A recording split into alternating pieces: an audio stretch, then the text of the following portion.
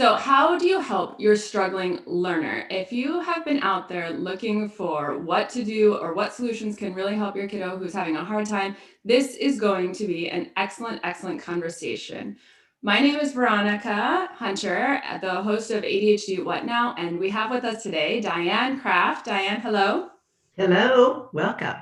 Oh, I'm so excited. I was just going to share a little bit of a story as to how I found you and the impact that you've had on our lives. And then I was going to have just like say, have you introduce yourself and we'll go on and have a delightful conversation.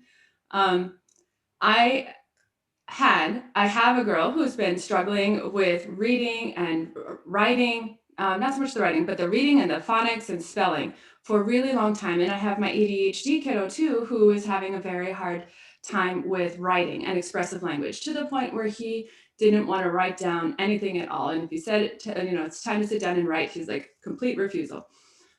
So of course, I'm wanting to help them, like all parents are trying to, and having a hard time. What do I do at home when this child absolutely refuses to even pick up a pencil? Um, or my daughter, who on the other hand is working so very hard, but the progress that she makes is like this compared to I'm watching other kids her age go this far with the same amount of energy. And so I've been taking her to a reading specialist, for example, and people are telling, and they're saying, well, let's start with phonics. And it's like, we've done phonics for 4 years. Like, surely there has to be another answer. So I found out, or I happened to meet Dianne from a summit that I watched. And everything that she said, I was like, this is it. This is going to help solve the problem. I know it. So we've been working with her materials and for the past several months, and my daughter's reading is exploding. And my son, now I have the words and the model to use with him for his writing, and his writing is opening up, and he's starting to. There's the resistance is gone, right? And we're working on building the skills a little bit more, but it's so much fun because there's this simple model to use. And so I'm so excited, Dianne, and let's just jump in and hear your wisdom. So, I welcome. love to talk about making learning easier for kids. As you know, in fact, before we started recording, we realized we probably recorded a whole session just in our delight of talking about how to make learning easier for kids. And I've spent my life doing that. I've always been a special education teacher. I even got a bachelor's degree in special ed, which is pretty unusual, besides the master's, none of which prepared me for learning with the paradigm shift that we're going to talk about now. So I love to talk about that. So what's your first question? Did you, Um, I have it well, in front of me. Do you want me to read your question? either way. For resource, you had some of what I've learned from you is that you were a resource room teacher and that you saw some really big changes in your experience there as a resource room teacher. Can you just tell us a bit about your story and how did that come to be? I'd be glad to tell you the story. And the nice thing is, as you get older, you get more confident because I've worked with thousands now. I have 30,000 files just in my house and I still keep them. But and besides the children, after a while, you make blatant, statements. And why? Because once I was blind and now I can see. It doesn't follow the rules. So I think you said, how do you help build their skills to be their best selves? I highlighted some of your words because I love the language that you used. It's you so understand your kids, you so understand the learning. It is about building skills. It isn't going to be about accommodating or compensating. We'd be happy to accommodate if they have broken an arm or if they can't read. Of course, we're going to do it in a different manner. But our goal is to show them how to get rid of the issues that they have. So we call that is change the evidence. In fact, I have a little podcast that people want to listen to on my website called Change the Evidence. And this is the easiest thing to do in the world. And I will also give you my story. But I want to first talk to you about a little guy named Jeremy, talking about change the evidence. Jeremy was a second grader, and I had taught resource rooms second through fifth and then middle schoolers, and then are gifted with a glitch, which they call twice exceptional. So all those groups were all in at various times in my resource room. And Jeremy was there with about 4 other second graders, and I was teaching them how to spell. And of course, we know the typical way of spelling is through phonics, and don't we wish that worked? because sure should be SHUR, was should be WUZ, Saturday should be SATERDAY. And too many rules. And so anyway, I always needed to get them in the fast lane for spelling so that they could immediately prove to themselves they were smart, their parents they were smart, and their teacher that there might be another way that doesn't require any expense, any studying on her part, just the zany little part. So with Jeremy, as we were sitting there at the table, I took the card. We were learning just is. He was a non-reader, and lots of non-readers. Nothing is scary or a big hurdle in reality, if you know how to burrow through. So I took the is that I made the I nervous, so I had him shake. And the S was a snake, and we had the tongue coming out. Remember, what holds memory is emotion.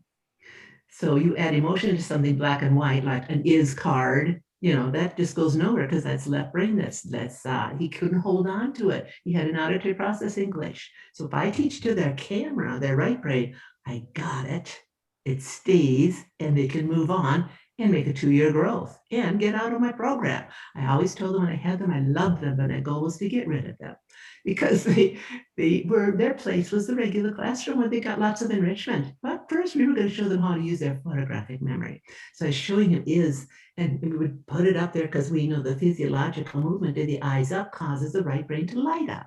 The right brain's a long-term memory. So we just put the card up there. I learned all of this from much smarter people than I would 20 years ago. And so we're just carrying it on. So I looked up and Jeremy was so struggling with that. The other kids were getting it. He said, Mrs. Craft, do you have an easier word? And they said, well, that would be Jeremy. But I bet there's a word so long that you think you could never spell it. He said, well, yeah, Lamborghini.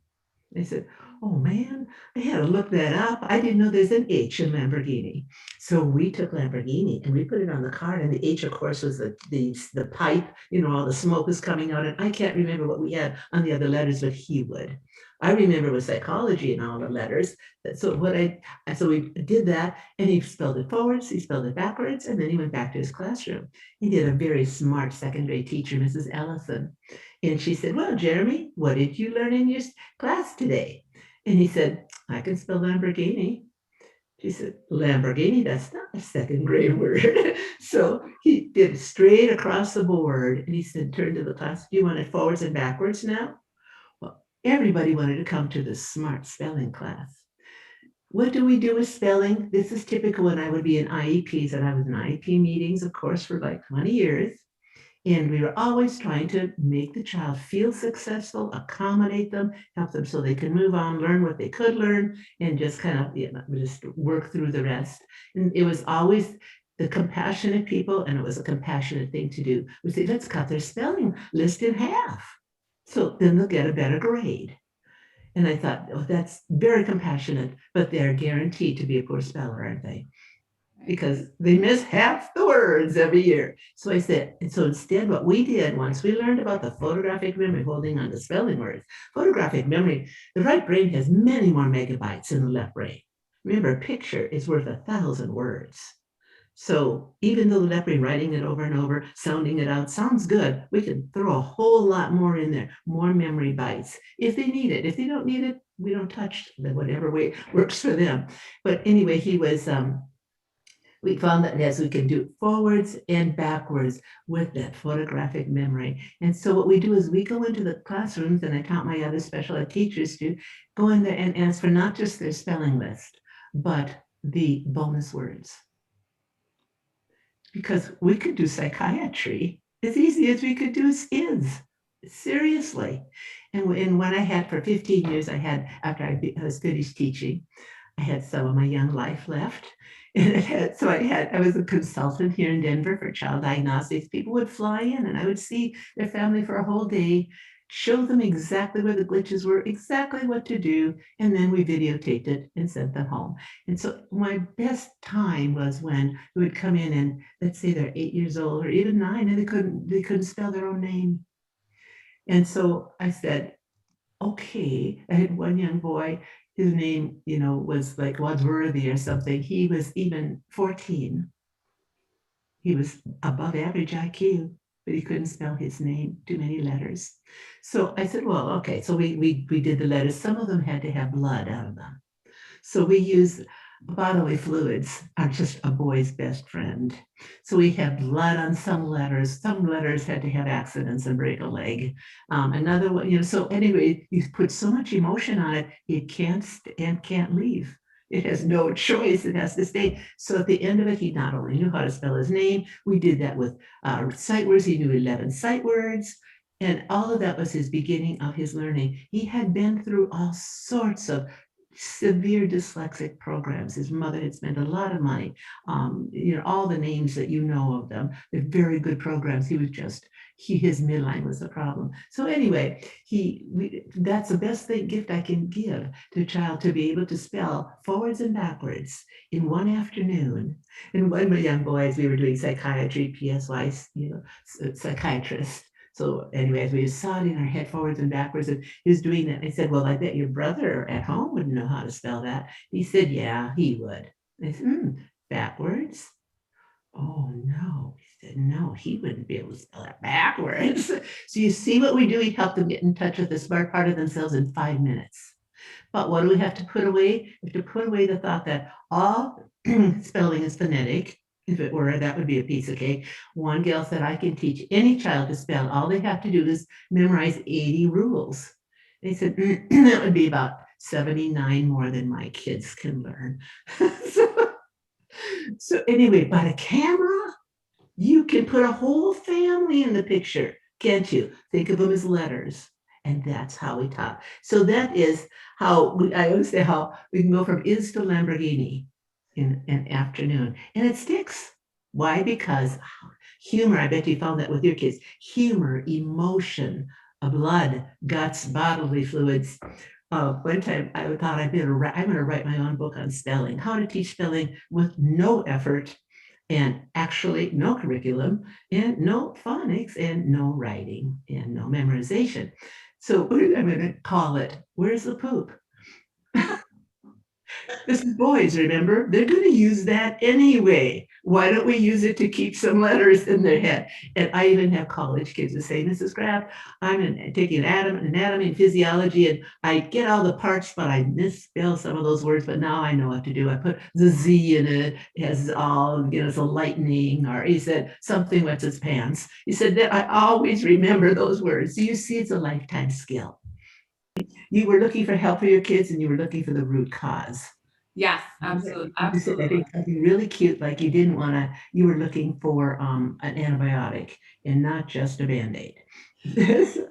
Yeah, no, that is exactly right. Yeah, I feel like I've kept on feeling like so many of the solutions just, were Band-Aid problems or Band-Aid solutions on the top, and I really wanted to figure out what's going to solve where the source is. Right. Yeah, exactly. So that's why I say accommodations and compensations are wonderful, because at the time we're going to make them as comfortable as we can be, but we are headed to get rid of it. In fact, we have a podcast we just made called 5 Steps Out of Dyslexia. It is easy. It's simple. It's just follow, but you have to be willing to put away the old way of teaching. Not for everybody. Majority of kids, it just works great. We're happy with all curriculum. If it's not working, though, we're not going to do slower, louder, and multiple repetitions, because that doesn't bring us again, and it certainly doesn't help their self-esteem. And you know this about the kids, that your own children. We can tell them they're smart, but if we don't change the evidence to see what Jeremy got, he got a change in the evidence, didn't he? Right away, too, right? Like, so right away. So the cause is to my surprise, it's like yours, and I'm looking at my notes here, is that midline exercises was a big key to connecting the 3 parts of the brain, left, right, top, bottom, and back, front. Now, as a special education teacher and a master's and all that, you'd look at all different curriculum, styles, and testing and everything. No one talks about the body, that it could get a muscle memory, that you can actually have that corpus callosum, that midline, be a barrier instead of a bridge. We've known this since the 1950s, and Dr. Dillman and Delicato learned that when they did midline exercises, not only does the brain talk to the body talks to the brain. When we do that, they did that for babies who had in utero brain bleeds and had what looked like would be damage. but they retaught, they reconnected. The brain wants to reconnect. All we have to do is create that possibility. And I didn't even know anything about that. So I needed to go out and take classes outside of the educational community. The PTs and OTs, we have some courses that they can take, by the way, for and get CEU credits. You can get 3 credits to do one case study, 30 credits to do a case study in each one of these areas of learning. So, but I didn't know that at that time either. So what we learned is the foundation is to connect the brain. And that's what parents can do at home, is do that connections. So we get rid of the root cause. Robert DeMillo is the author of the book Disconnected Kids, and he had a brain balance. And he calls them the same thing that I saw: disconnected. What we think is learning disability, learning glitch, even cognitive delays. Of all things, the longer I use this midline therapy, the more excited I am. So the root cause is, let's get that midline strong. When that's strong, then they don't reverse visually, they don't reverse in writing, and they don't reverse auditorily, which is why standard phonics, even though of course it's a basis for everything, but we have to teach it a different way, because if we keep trying to do it auditorily, it scrambles for them. So the main thing is, if I can spend 20 minutes a day, 4 days a week, doing some midline exercises, at the end of the year, we're going to have a different learning child. And focusing gets so much easier because they don't hear so much noise in their head. So it's such a wonderful thing to have. So I think then what you asked for, and I did this out of order, and unfortunately, we right brainers do lots of things out of order, because left brain is, sequential. Well, what do you think? Who do you think writes curriculum? Our left brain wonders, and we appreciate all the work they put in there. So let's take the wonderful sequence of learning and everything they gave us. It's marvelous, but let's fly it in with a cartoon character, our zany, our blood, or it's something crazy that's just going to hold on without any effort at all. So we teach the same content when we teach, but we're going to add a zinger to it. We're going to add a memory hook. So for my guys, I did the 2 things. I did the midline exercises, and if I taught math or phonics or spelling or even history, anything I wanted them to remember, we added a zinger in it, because we were going to learn about that. And I know you already are doing it. It just holds on, and they say, oh, I got that. I got it, because you're not trying to teach to the recorder that's not working. You're teaching to the camera. The camera always works. Now, I don't know why that is. Whether they're right brain or left brain, the camera always works. So you said, okay, so how did you? I saw amazing transformation in my kids in the classrooms. I did, but I asked God to help me. I said, I had these 6th graders. They were a whole bunch of them, wonderful, wonderful kids. Casey comes to mind, and they had been in special education reading, and they were all tested at 2.2 on the Woodcock-Johnson. It's like that number felt, well, that's by the end of the phonics, the little phonics they could get. No, they didn't know sight words or all those other things. So I had all these middle schoolers. I had 10 in a class all day long. They had their hour, and then they went on to the rest of their classes. And so I realized, okay, so I asked God, what's going on? And that's when he dropped in my lap a postcard that talked about taking brain training classes. And I thought, oh, so I was homeschooling and, one income. So we sold a car, and that was my car, because it was thousands of dollars for these classes. But I went out and we learned it, and it just transformed my way. And he was actually, I think, a chiropractor. In fact, I think Robert Melillo is probably a chiropractor too. What did they learn? There's a lot to be said for the signals from the brain and body. If you just incorporate that in a reading lesson, it just takes 20 minutes a day. In a reading lesson is what we did. And so I had them for 45 minutes, 20 minutes of the day, we did that. And then I also had them for writing, and we didn't have to do it twice a day. And we made such a difference. So I went to the classes. What we didn't realize is we had played down reversals. We said, well, a child, they reverse, and then later on they don't. What we know, well, now that I teach these classes, graduate level classes to teachers, and we find out in 1st graders, we only have a certain amount of kids who reverse. I mean, when you very first teach that to them, their letters for the first like 6 months. Then the brain says, oh, okay, I have to think about it. Now it's automatic. It has to go into the automatic brain hemisphere, but they have to have a midline so that that plumb line helps them determine left and right. That's such an important part that we realize it affects them so much later on in life if we don't correct it, but they compensate for it. So in reversals, oftentimes these kids were reading was for saw and on for no, and we like correct it like they don't know the word. Of course, they know the word. It's left, right, left, right. So one of the things we do when we listen to them read, we ignore that, but we are going to correct it because that means their midline, they're working so hard, so much like you said, battery energy is being used for something that should be so easy. It's because it hasn't gone to their automatic hemisphere. So we find sometimes parents will say, oh, but they only call on, no, or was once in a while. I said, yes, but if they had to do it one time, there are 5 other times they had to think about it. It just happened to show up one time. So I said, we take them very seriously because that means 5 other times everybody else is learning the word, but they're having to stop and do the left right thing. It takes forever. So I said, they're going to be behind. We don't ignore reversals.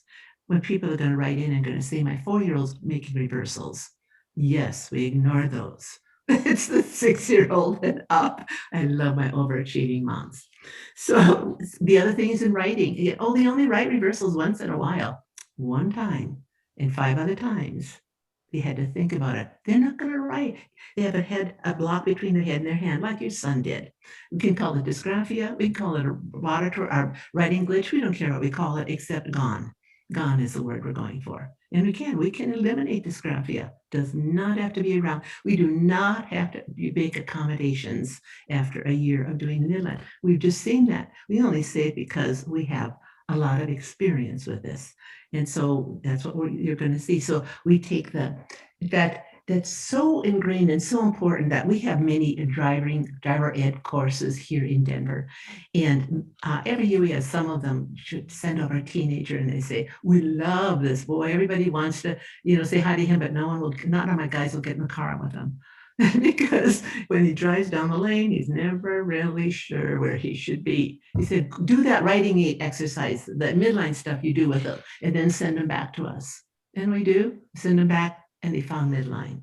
So you see, it's much more important than just reversals. So we're thankful for the reversals. We're grateful to God for giving us a flag. Now we know that they're using so much battery energy. We maybe thought they were lazy or sloppy or unmotivated before. Now we know, oh, no, they're having to use battery energy for something no one has to think about. You don't have to think about ever, whether it's a B or D, do you?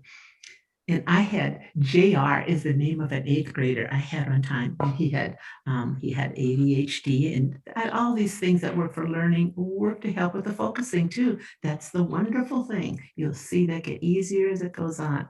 Anyway, the end of the year, JR, who was severely dyslexic and dysgraphic, the writing was all reversed, and auditorially was reversing words. Girl was always grill, And so anyway, he told me, he said, Mrs. Craft, at the end of the year, he said, my name is really Jared. And he said, I like that name. But he said, I used to always write Jerub. And then all the kids made fun of me, so I just made it JR. A side note though, not anybody made a lot of fun of him because he was the top wrestler in this middle school of 1,500 kids and was being recruited by the high school. So not much fun it was made of him. But either way, what it tells us is that do you see it's a much bigger issue? So let's make learning easier for them. So with the regular curriculum, we did slower and louder, and that wasn't working. So they're scrambling a lot. So what did we do? The typical answer, you'll love this. And I'm using my other notes from this other side here, sorry, so I don't forget it all. Is the typical answer is more phonics.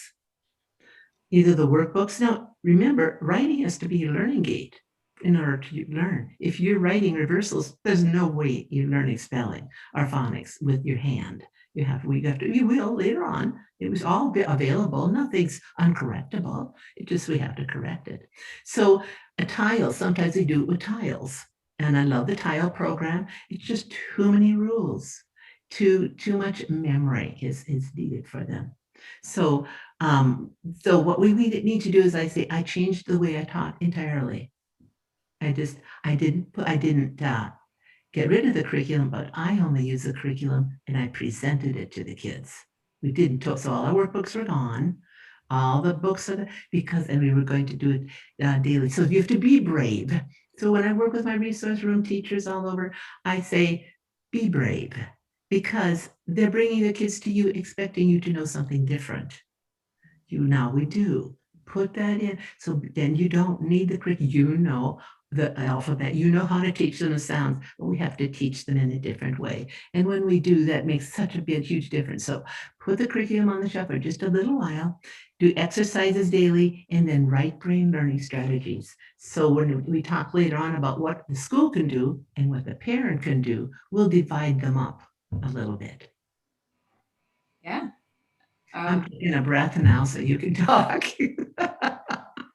Yeah, no problem. As you're speaking, I'm looking forward to getting into that, because I'm thinking, I feel like a lot of parents probably feel disempowered to some degree, like the education is done at school to some degree, and then they have all this to achieve at home or to try to support at home.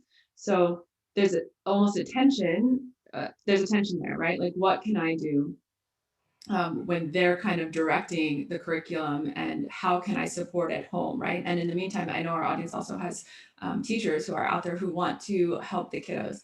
Yes. So yeah, just I definitely want to touch on that as well for the parents. What can they take from what you're talking about and use at home, even if the school isn't using it, and what can the school potentially do? Like the great thing about your model, I think, is it's so, like, you're alluding to how you can work it in simply into anything, right? And it's just a paradigm shift, right?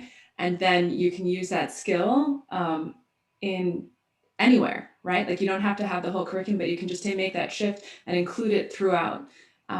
So yeah, go ahead, take it from there. Perfect. Yeah, wonderful thoughts, Veronica. You expressed that is in the parents' mind. The number one thing that I have the parents ask the teacher to do is to eliminate homework, because we're going to work with them at home. We're going to remember the two ways. Number one, we remove the learning blocks using exercises, nothing to do with teaching at all. Just exercises, physical, eye aid exercises, ear aid, doesn't take long to do at all. So we're going to do that. We're going to do that at home. Parents can do that at home easily. And they can also outsource if they want and go to Brain Balance, that type of thing. But we're kind of DIYers, so that tends to be the way we are. But we ask them, say, I see that you're sending home this homework, and it's excellent. But I'm needing time to help my child not make reversals. And I'm going to take the spelling words that you have for him, instead of having him fill out the workbooks or write them these 5 times, whatever. I'm going to do it visually. Is that all right? So in other words, the best success is for a parent, and then we'll talk from the teacher end too, because we've all been there. So from a parent end, it's best to know, though, that the remediation that we want, if it's different, you're responsible for, and it can be done. Parents all over are doing a little, either 45 minutes, takes 45 minutes a day, either after school or during a Saturday, Sunday. You're doing the exercises, but you can teach them. You can teach them spelling. Do you see how easy that is? You can take the spelling words, could say thank you, but we're not going to, can we use a different method? And of course, the teacher will be fine with that. It's just that the teachers get given a lot of curriculum to teach. They're having a high expectations on them, higher than they've ever had before. They have to get material in, and they're working so hard, harder than we had to when I was teaching. So we respect that. We really can't add much of a load to them. But if we can make a substitution, we can. And so when I do workshops for teachers in services, and we show them the method, the right brain method for spelling, that we did I used to do it on the overhead projector. They, of course, now do it on whiteboards, smart boards, and all the kids love it. Many kids in your classroom don't need it. Doesn't hurt. Everyone loves a little blood and guts. So you just put blood and guts on the letters, give them a pretest. Which letters are falling off? Say, great. The other letters we leave in black. The letters that they're falling off, we put something on. As I say, it could be a skiing accident. You never know what's going to happen to those letters. And we put it up there and always speak to the camera. So then you're going to keep those words up there. It's not like, okay, that lesson's over, put it away. The camera's working all the time. At home, while they're eating cereal, the camera's working. At school, while they're just gazing around, the camera's working. Especially our wonderful kids who have ADHD, whose mind is going so fast, camera is always working. And so they'll remember what they see. You've probably noticed this, because they remember what they see. So for the parents, we say, yes, ask for more time, and ask for the homework. Not, if we can do it without the homework, hopefully that would be the way to do it. And then do the midline stuff at home, and then do the easy things like spelling, like do the, and we can, on my website, and I think we have some attachments to this interview here that has the methods of how to do spelling. It actually costs nothing other than magic markers and ideas. So we don't necessarily need a curriculum for that. So what I have here in my answer for you about how to have the kids at home is, it's really simple to make learning easier. You just have to, like we were talking before, do a paradigm shift and think it's going to be your brain and their brain. If they're, whatever book they're learning from is yours. When they have in front of you is your face.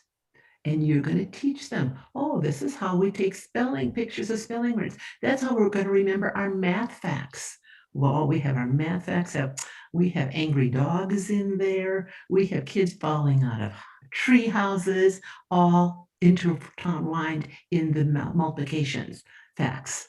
So no problem learning that. Oh yeah, that's a dog. Oh yeah. Remember that. You see, always use the hooks. Teach the content. When you get something home and they're having a hard time with it, and they say things like, Mom, I just don't understand what you're saying. It's because what are the words doing? They're going through their left brain. And remember, we have a few holes there right now. And I always say it's leaking out their left toe. So put something in your hand, draw a thing. Oh, it's like this. So we did that with word problems for math. So we'd spent one day a week, we gathered all the word problems that were there, and we draw pictures. Oh, it says this, and oh, that many desks. And we did every one of them by chalk in at the picture until eventually they didn't need to do it by hand. They could see it in their head. Show them a different way to think. Left brain, short-term memory, auditory, that's what's weak for them right now. Right, we're getting that better we're doing our midline things as fast as we can, but it takes about 9 months to make enough connections so that we'll get rid of the reversals. Sometimes people will say, I've been doing that writing aid or doing the midline stuff for 8 weeks now, and he's still reversing. They say, oh, I know, I should have written that in there. In school, I found that if I started in August or September, by Christmas, I hoped to see any change at all, but I didn't get my hopes real high. Some kids would break through, others it would look like you had to go by faith. You just had to go by faith. Then by March, oh, I saw a lot more. By May, no reversals. So it's a cumulative. Every time you do those exercises that crosses over, you make more and more and more bridges until so many that they don't have to use the battery energy anymore. Then they can learn more words. They can learn more math facts. They can learn to pay attention easier because they're not spending so much time with those processes. So that's the main thing I would say there. They have to be, if parents are willing to do totally different teaching, there's so much that it can be done. It's really so easy. And so we put the curriculum aside a little bit and we use midline exercises. If that's all you can do is midline exercises, do that. That would do more because that's a healer with healing and compensation, you see.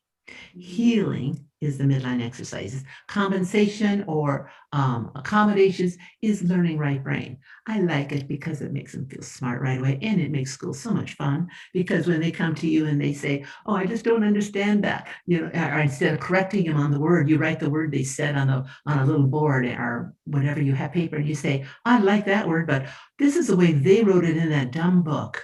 How can we remember that? What can we do with that letter so that this is not a hard word? So whenever they say it wrong, it's an opportunity. We write it the wrong and write it right. What's the difference? What the heck are they doing here? And you just say, let's see if what silly thing we can do to put a hook on here.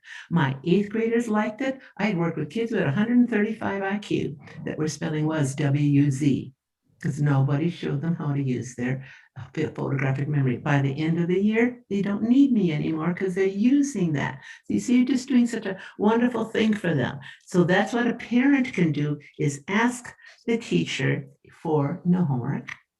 Ask if you can not to do any spelling, because not that you're not going to do spelling, not that you're not going to read, but we would rather read in our way. If they're doing, they send home so many pages to read, and you know it's horrible for the child. Let's say you know that, and they feel so bad, and we can send out just an oral reading. When oral reading is hard, article we wrote about how you never correct a child when they're reading, and parents say, well, how are they going to learn the word?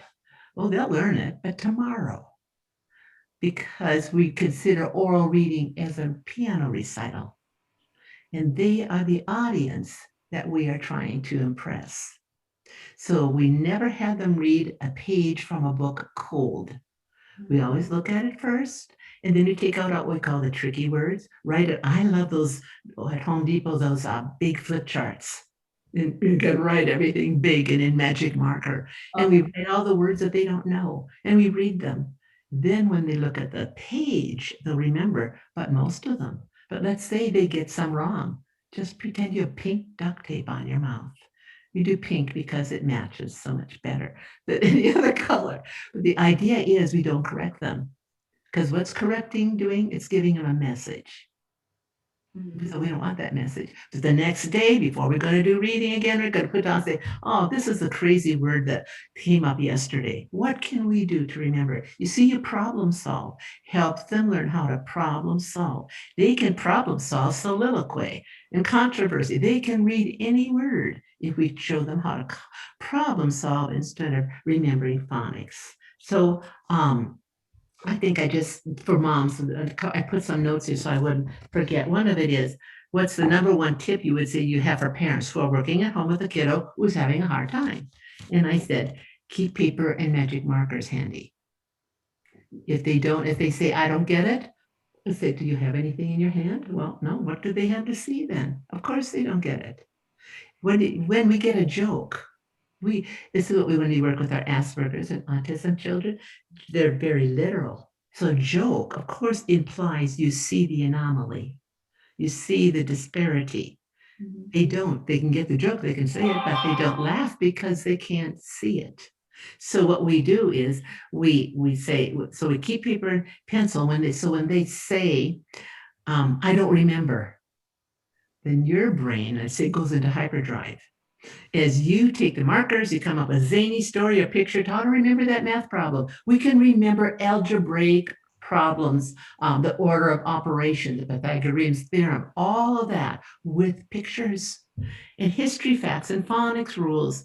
And so you become their learning partner to show their wonderful brain how to store information easily, storing and retrieving, memory hooks, slime, blood, things that boys like, make them feel smart. So instead of saying, don't you remember, we say, oh, what silly thing can we attach to that?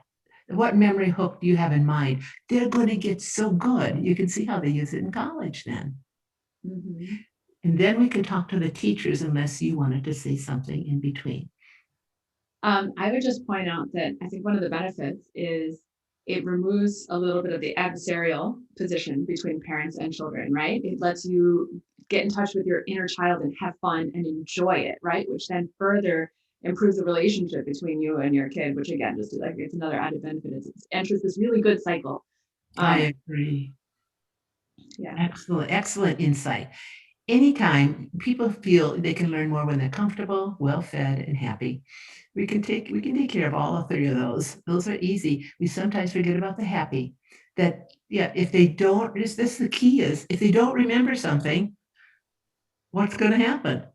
What memory hook are you going to put on? Remember, it's an emotion. Hollywood knows that, don't they? If they want us to come back and see a movie, their trailers or previews, they have a lot of emotion in there, don't they? We're not going to come back if they show us them sitting at the desk writing. We're not going to go to that movie. You see the memory hooks. Once they just learn it, that is the way people learn, and that's what makes it fun, and it's worth their time. And you're right, you can't stir the goulash while you're teaching this. You're gonna have to face to face, and then after a while you can. They get so good at it. After, like, parents will say, "I can't come up with all these wild things. I don't think that way." But your child does. If not, your husband does, because we marry the opposite hemisphere. So one of you is the zany one for sure, and you know who they are. So then what can teachers do? Teachers can do some very simple things that make a change right away, and the parents are happy because they see the change, and that's teach spelling with photographic memory. So in other words, you have it on your your whiteboard or smartboard or whatever you're using. You're talking about the phonics rules and say, but wait a minute, let's be honest with each other. Picture could be CHER, couldn't it? This is not phonics. So how are we going to do the chore? And then we do the TU and put the chew on there and the so they remember it. Always you make a child feel smart, and you don't have to reteach a lesson all the time if you put in memory hooks. Now, 90% of the teachers are left brain dominant, and we love them because they organize the world. If we right brain are in charge of the curriculum, we do some things for a while because we liked it. And then it would be OL for the rest. So we appreciate that left brainers created curriculum. The hardest thing for them is to put away. Just that as the only way teaching. And for spelling, for reading, we do right brain phonics. Are you doing that with your daughter? I am. And one of my favorite things is the, can I just show you? It's this book. Oh, you're so cute. You know what? I just had a gal named Pam Gates who worked with me for a long time, and we were at conventions, and she said, because I would be speaking, and by the time I came back, there was such a line, and so it felt hurried. But so she would tell me some of the stories of people who came to one over, or so many lines. And she said they'd stand in front of her. Let's see if I have one there. Anyway, they would take that book and they would pat it. Just like, yeah, they take, okay, this book, okay, we've been working in this book, and she really likes it, and it's just so, it's like a baby. And why? Because that changes phonics completely, doesn't it? It is what we did is Can I show one of the inside pages? Yeah. Right. So it's, yeah, right. I just think it's brilliant because now, and the method that you gave for how to do it, it changed the world for my kiddo too, because yeah, it just did. So that's how we made our 2-year growth, is exactly that way. You saw on the bird, typically, how do we teach them? We have a picture of a bird, and then don't they put URIRER under the bird? And that goes in two places. The picture goes in the right brain, sound goes in the left. These guys, they say they've had phonics for years. Yep, but it wasn't connected. So we found out before we could make those 1,000 connections that we needed to do with the brain integration, we could make it as if there's a bridge there by superimposing it. And when we put them on top of each other, it's like, oh. And then we leave nothing to their memory. They don't have to search for anything. We never have them use energy to search. Then we give them a picture right away. So you see then when you have the words, but you always have the sound picture. So and don't you see them at first? You thought they had the and by the fifth one, it lost and went into R. Oh, they look back at okay, the picture goes. Isn't it amazing? When we remember, they're more megabytes and they're much stronger. So that is the way. So sometimes the parents say, well, I just have them read a lot. I said, books are actually not the way we teach. We remediate reading. Is words.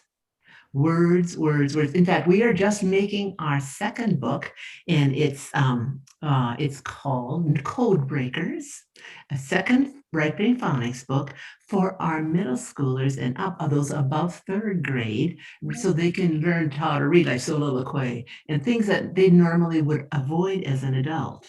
So they're much longer words using the very same technique of putting the sound, we have a T-I-O-N shun sound right on there, and then all the words that have shun in it. What I love to do with that method, and I bet you've done it before, and people say, all they know, that this is their CVC words, consonant, vowel, consonants like cat, bat. I said, great, I can get them reading a 2-syllable word. No, they can't. They can just barely get. I said, I know, let's just play with it. So we take our sheet. I call it the Phonics Whisperer. I've written an article on Phonics Whisperer. It's really not phonics. It is problem solving words. If phonics would work, we'd notice by now, and we're happy. There are 1,000 programs out there, and they're all good. We love them, not to diss anything. It's just that if it's not working, let's just not keep using that. Let's try something else. If it doesn't work, we've only lost a month.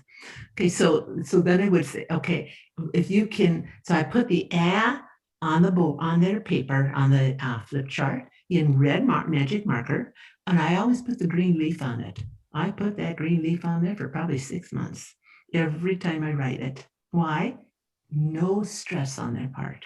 You don't have to. I just do it until finally they question me. Why are you putting it there? Okay, we're done with that then.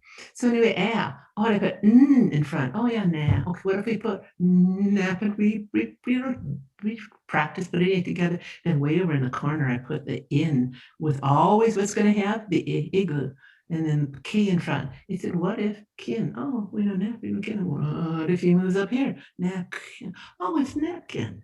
Then we go on to other, to traffic, and you see they can do 2-syllable words.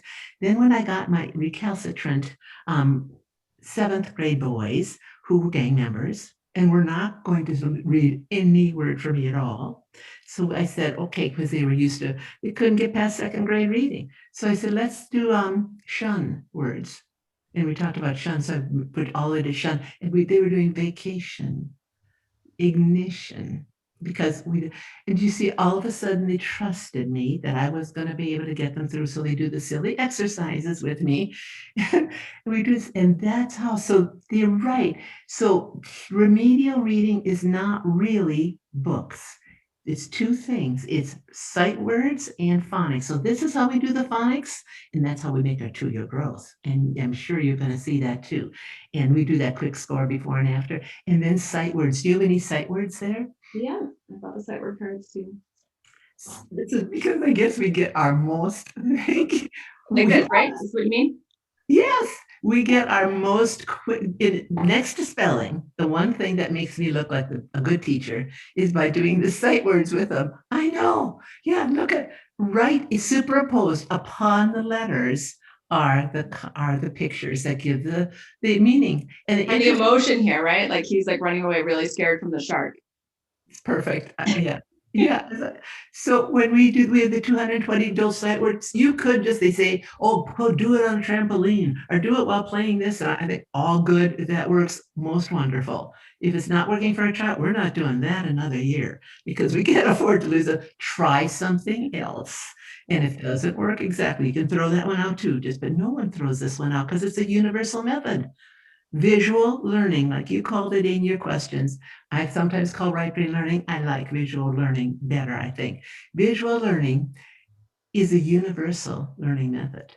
It's going to work with everybody. That's why we call our readers, those little craft right brain readers. I don't know if you're using them. We call them the boring little books that always work because they do write every word that has a vowel in it. It's going to be in red with a leaf. Every word that has an I in it's going to have it. So in other words, embedded in it, and there's no way to fail.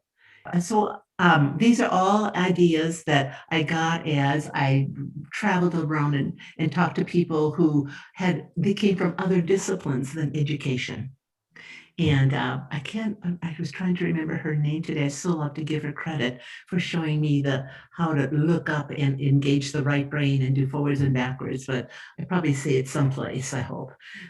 It's been 20 years and she's not alive, so we're okay. But it was when I learned that, I said, oh my gosh, went home the next day, made some cards up, went to school and taught that to my kids and they could do forwards and backwards. I said, where has this been all my life? So we've made cards because as I would teach this to college students and or to teachers for their IUs or everything that they needed for a credit. And so I would teach them that. They said, well, would you make them for us? Because I said, here, let me give you the list of words. Even that phonics book, I gave them the list of words. They said, we don't have time to make it. So all of our products that we teach for remedial reading, remedial spelling, math, sight word cards, they love it. But I bet your daughter likes those sight word cards too. She does. And the book, the great thing that I love about them, as a parent too, is whether my child is home with me or even if they're at school, like I can pick those up so easily, and supplement at home too. So Yes, yeah, you're right. You said that perfectly. That's an easy supplement. So if I were a parent, I'd certainly do the midline exercises. I would for sure do the spelling because they love that. Just this, the fun they have with gross. And then I would teach them we usually do five sight words a week. And we have on our website, if you want, it's called June Jackson.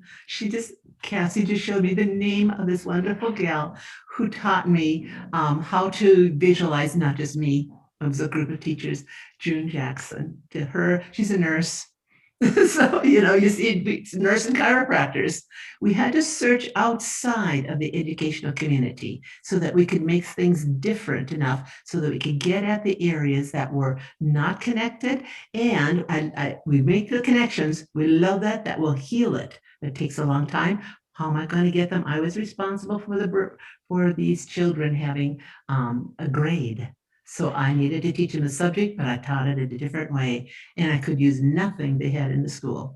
So as I made it all myself, so everybody else is making that too. But on our website, we have the daily lesson plan for a struggling reader, and it just gives the 5 steps out of dyslexia, 5 steps. And in there, I think it's the third step. First step is doing the midline exercises so that their eyes would work together as a team. And then, and that's so great to get rid of reversals.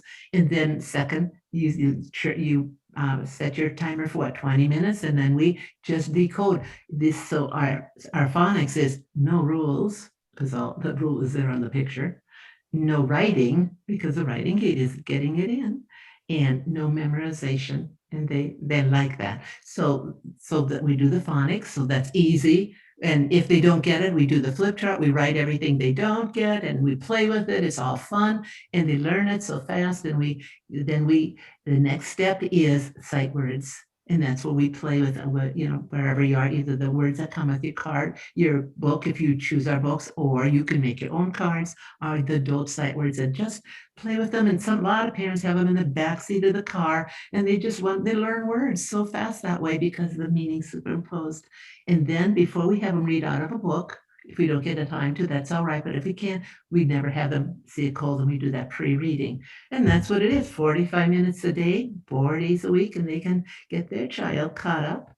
And then everything the school does, we're happy for. It's all wonderful and good. We're just going to put in a little bit of meringue and a little chocolate chips and some cherries. and exciting things and blood and other blood and guts. Oh, the girls like the flowers. It doesn't work for the boys at all. Oh, that's awesome. So what do you find now? Your website has a plethora of resources, and even more actually than we've talked about here. And I've used probably a lot, like most of them, I feel like, because I love it. But also, like, I'll give a little example. One of the teachings that you gave was how do you get the books to kind of pop, right? Like, how do you engage the visual system while they're reading? And I love that strategy too. So I'm just saying, like, you take this engaging the visual brain, right, and just apply it across the board. And also pointed out what I loved is how this is the method used for people who have these amazing memories and win like the competitions of can you remember 50 different things in a row, like is what they're doing, or the trick that they're using is using this visual system. So I feel so delighted. I'm like, I'm going to help my kid like train them in how to do this. Anyway, I'm gonna stop rambling. One more question. Not rambling. I think rambling, everybody's out there who's on the corner of a ramble. That's how you catch more people. Math, so many people are so surprised. They say the dyscalculia comes up all the time. They said, well, it's only because you're asking them to memorize the facts. There are other ways. to learn. There are other ways. We do not have to memorize the addition facts in order to know how to subtract, Mhm. because we do that little method and we show them how to do. It's a little bit like the dot method, but we put, of course, meaning on it, so we know there's blood involved. And they can go from, they said they know 3 plus 2 one day, and the next day they can't. And I say, in an afternoon, you can do 44 across, and they can do it. In fact, we have a picture of a boy saying, voila, and he did that. And then the next day you can go on carrying. You just don't use all the terms. I Mhm. mean, let's not talk about place value and tens place and a hundreds place. Let's call them the skiing family and the hunting family and the swimming family and the cooking family. Okay, so then they had one left over. Oh, yeah, you have to go with the swimmers. You see, you just add personification to everything. And when we did that with algebra, with the order of operations, that first they do the parentheses. So then we had earphones over the teen to remember parentheses.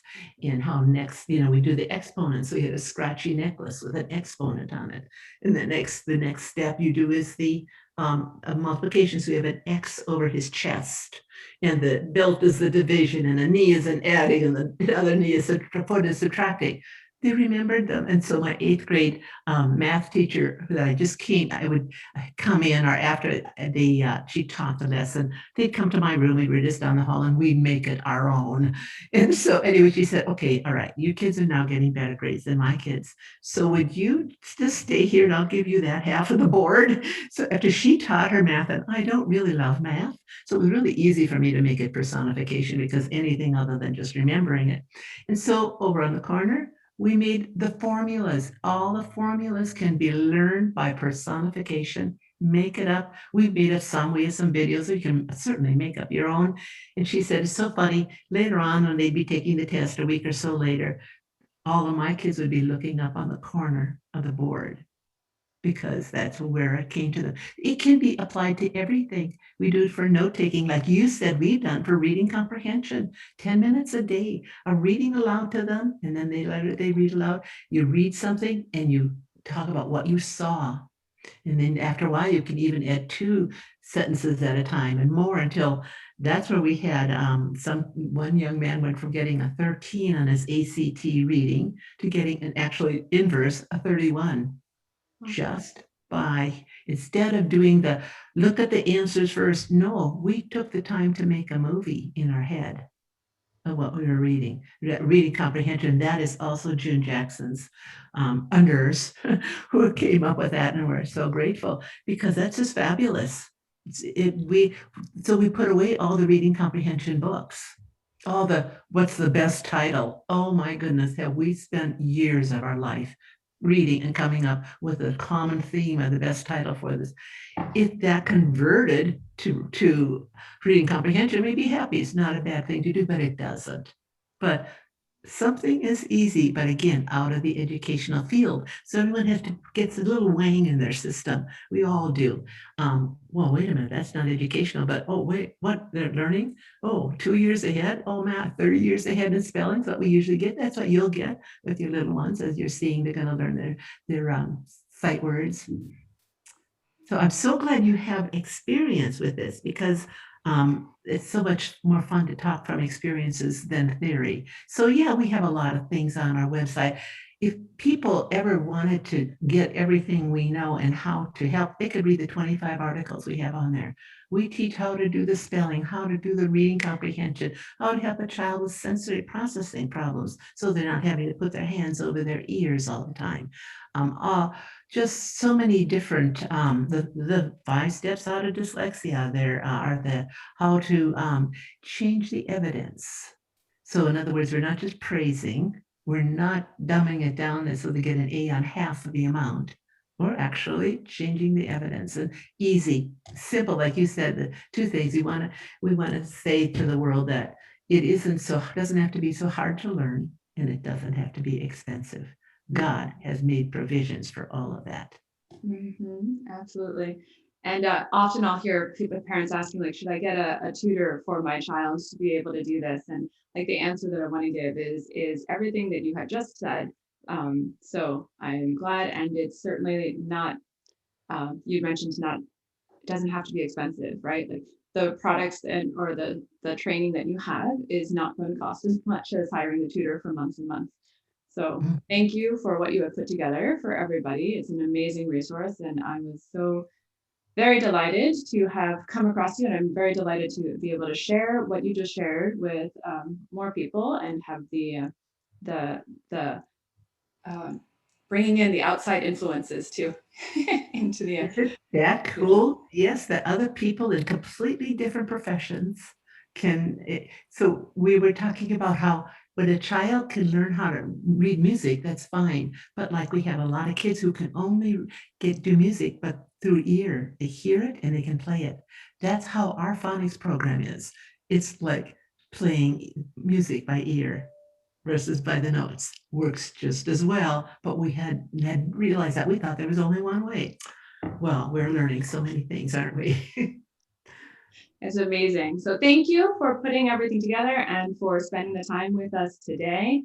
And we will put the link to your webpage right inside the show notes or the notes. So yeah, go check out Dianne Craft.